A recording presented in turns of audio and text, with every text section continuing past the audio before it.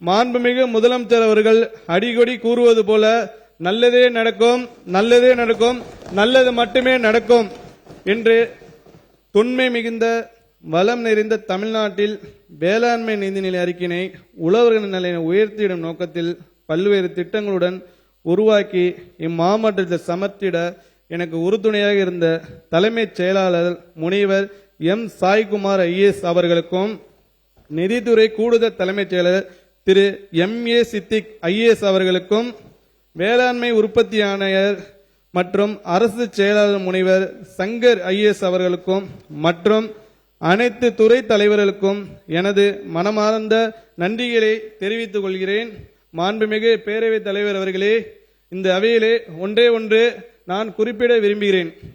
A true leader has the confidence to stand alone, the courage to make tough decisions and the compassion to listen to the need of the people என்று அறிஞர் Douglas MacArthur கூறியது போல எங்கள் தளபதி தேர்தல் களத்தில் 26 கட்சிகளின் கூட்டணியையும் இன்னொரு கூட்டணியையும் தனித்து எதிர்கொண்டு வெற்றி பெற்றார்.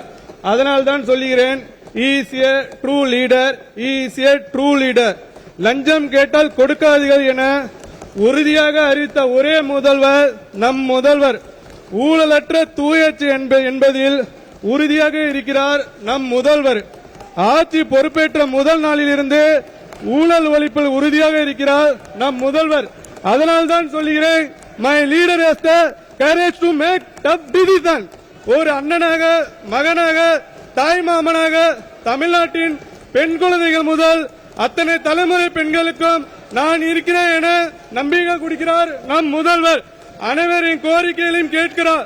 அதனால் தான் சொல்கிறேன், my leader has the compassion to the needs of the people.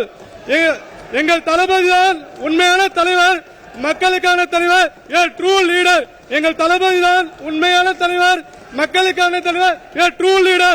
வாழ்க நம் முதல்வர், வாழ்க ஜனநாயகம், வளர்க நம் தமிழ்நாடு, வெற்றி தமிழ்நாடு காண வெள்ளாட்டு வேளாண்மை. நன்றி, வணக்கம்.